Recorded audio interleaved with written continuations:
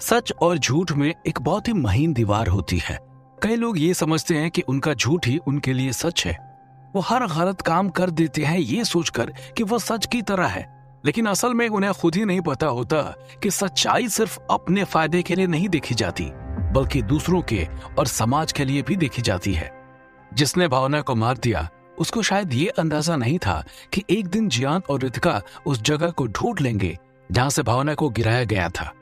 कोने में पड़े पैरों के निशान देखकर जियान और रितिका समझ गए थे कि हो ना हो ये पैरों के निशान भावना के ही हैं।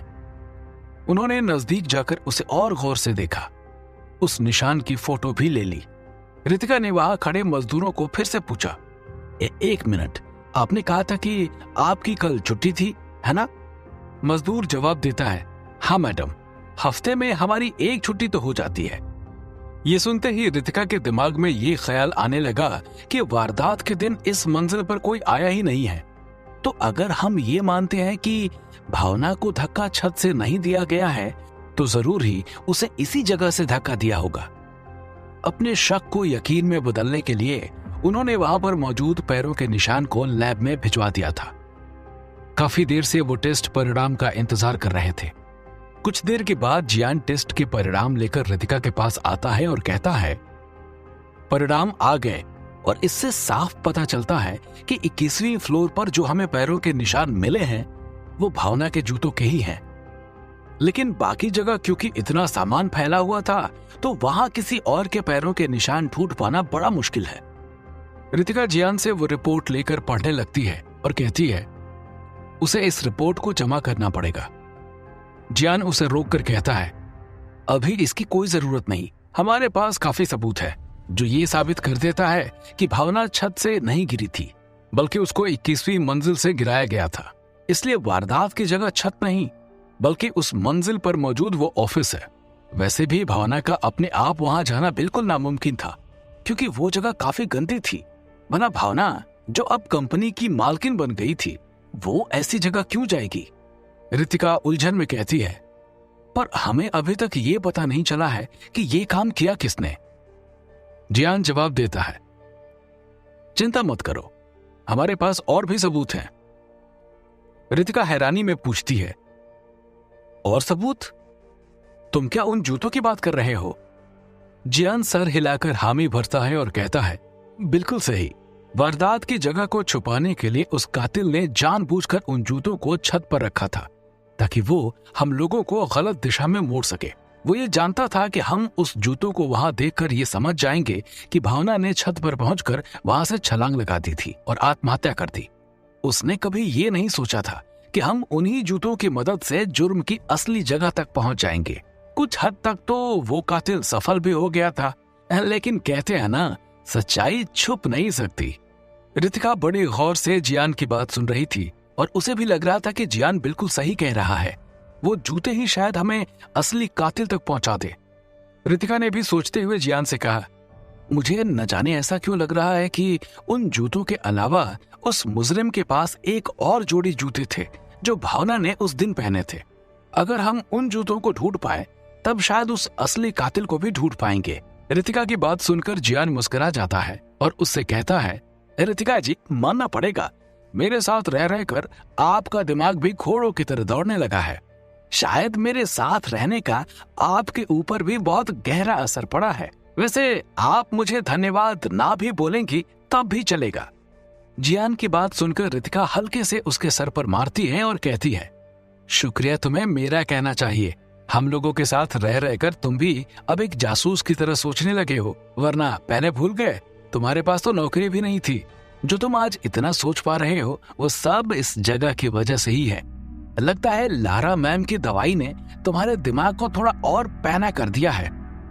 ये बोलते ही रितिका वहां से चली जाती है और जियान ये सोचने लगता है कि वो इस केस के चक्कर में अपनी आजादी के बारे में बिल्कुल भूल ही गया है। ऐसा कभी नहीं हो सकता कि वो अपने ऊपर किए इन लोगों के प्रयोग को सोचकर खुश हो जाए। जब भी वो उस बारे में सोचता था तो उसे गुस्सा ही आता था। उसे लगने लगा कि बस ये केस सुलझा ले, उसके बाद से वहां से निकलने की अपनी योजना पर काम करने लगेगा। जियान अपने मन को यही कहकर तसल्ली देता रहता है। लारा की बात सुनकर चीफ को जियान के इरादों पर शक होने लगता है। इसीलिए वो अपने केबिन में गगन को बुलाते हैं। गगन चीफ के केबिन आता है और चीफ को परेशान देख उनसे कहता है, क्या हुआ सर, आप परेशान लग रहे हो? चीफ एक लंबी सांस भरकर गगन से कहता है, गगन, अभी जो मैं तुम्हें बताऊंगा वो तुम्हें सिर्फ अपने तक ही रखना है। वादा करो तुम ये बात किसी को भी नहीं बताओगे। गगन सर हिलाकर अपनी हामी भरता है और चीफ से पूछता है, आप चिंता मत करो, लेकिन मुझे पूरी बात तो बताइए, आखिर माजरा क्या है?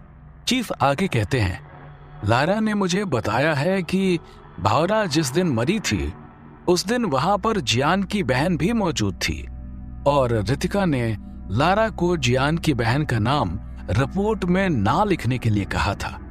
लारा को यह भी पता चला कि भावना के ऑफिस में ही कुछ दिन पहले जियान और उसकी बहन गए थे और उसकी बहन वहां पर काम शुरू करने वाली थी। यह सुनते ही गगन हैरान हो गया और उसने भी चीफ को बताया कि कुछ दिन पहले वो जियान का पीछा कर रहा था। जियान और उसकी बहन जानबूझकर उससे बचकर भावना के ऑफिस गए थे। इससे ये साफ पता चलता है कि जियान कहीं ना कहीं भावना की मौत के पीछे है। गगन की बात सुनकर चीफ को भी लगने लगता है कि जियान कुछ ना कुछ उनसे छुपा रहा है। चीफ बोलते हैं, गगन, मैं चाहता हूं कि तुम जियान रितिका पर नजर रखो। याद रहे, उन्हें पता नहीं चलना चाहिए कि हमें उन पर शक हो गया है। गगन जवाब देता है, सर आप चिंता मत करें, मैं उनकी हर एक चाल पर नजर रखूंगा और आपको पल पल की खबर बताते रहूंगा। ये बोलते ही गगन वहां से चले जाता है और जियान और रितिका को ढूंढने लगता है। उसे पता चलता है जियान और रितिका शहर के सिटी मार्केट जाने वाले हैं। अगले दिन जियान और रितिका सिटी मार्केट पहुंचते हैं। जियान और रितिका उस जूते की दुकान को ढूंढते ढूंढते काफी दुकानों में जाते हैं और आसपास के लोगों से भी पूछताछ करते हैं। गगन भी ठीक उनके पीछे पीछे ही चल रहा था। उनको पता ना चले इसलिए उसने अपने चेहरे को ढक रखा था।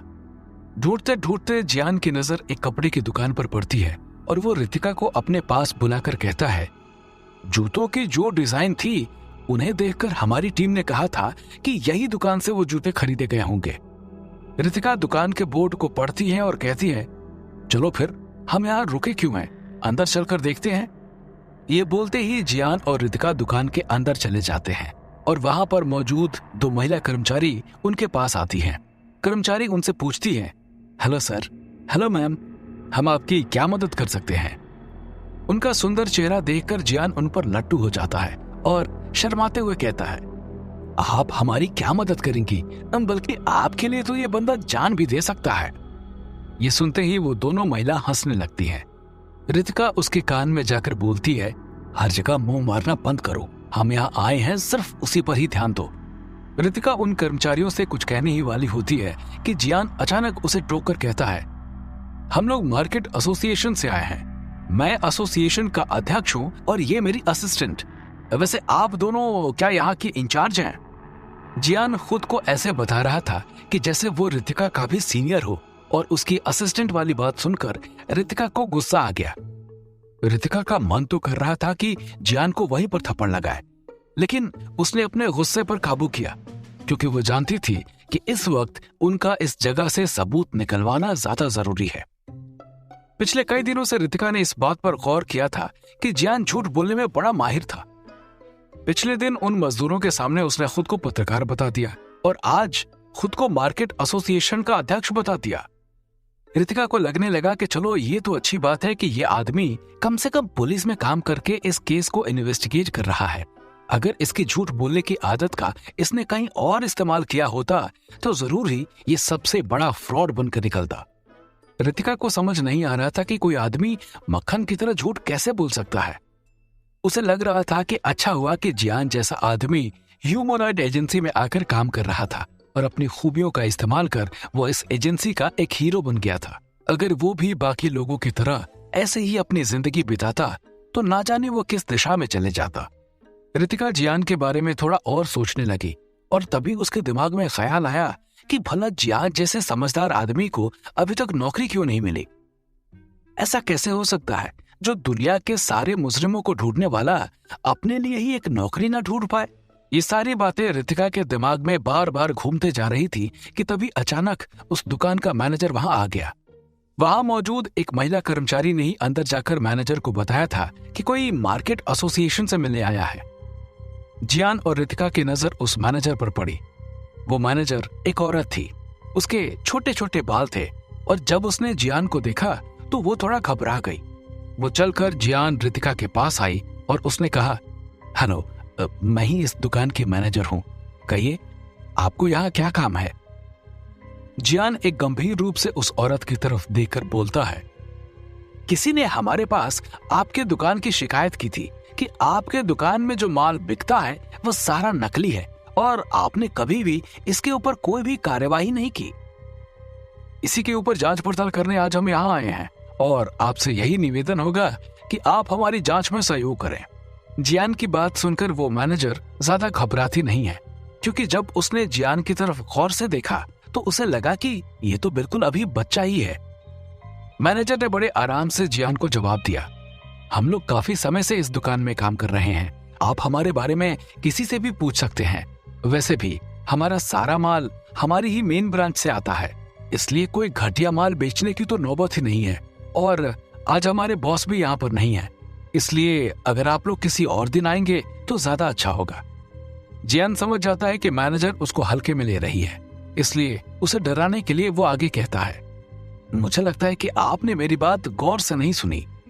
हमारे पास शिकायत है कि आप नकली चीजें बेचती हैं। हमारे पास इतना वक्त नहीं है कि हम आपके बारे में बाकी दुकानों से पूछते रहें या फिर आपके मालिक के आने का इंतजार करें। गुस्से में जियान रितिका की तरफ देखकर बोलता है, असिस्टेंट, ये लोग हमें गंभीर रूप से नहीं ले रहे हैं। तुम जाओ अभी कैप्टन को फोन करो और उनसे बोल दो किसी और को भेज दे। आज इस दुकान पर ताला लगा देते हैं। जब इनका बॉस आएगा तब हमारे पास आ जाएगा और इस दुकान को खुलवा लेगा।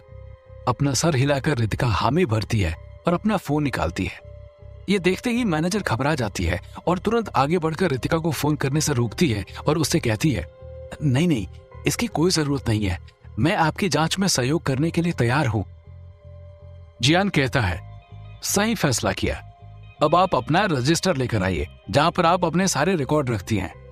जिस शख्स ने हमसे आपकी शिकायत की है, हम उसका रिकॉर्ड आपके रजिस्टर से एक बार क्रॉस चेक करेंगे। मैनेजर अपना सर हिलाकर तुरंत अंदर जाती है और वो रजिस्टर लेकर आती है। रजिस्टर से उन्हें यह पता चलता है कि भावना के खून से 1 महीने पहले ही वो जूते किसी ने खरीदे थे और उस शख्स का नाम देखकर जियान और रितिका दंग रह जाते हैं। उन्होंने कभी अपने सपने में भी नहीं सोचा था कि ये शख्स मुजरिम निकलेगा। आखिर उस रजिस्टर में किसका नाम था? क्या इसके बाद वो असली कातिल को पकड़ लेंगे? ये सब जानने के लिए सुनते रहिए विचित्र वर्ल्ड, सिर्फ पॉकेट FM पर।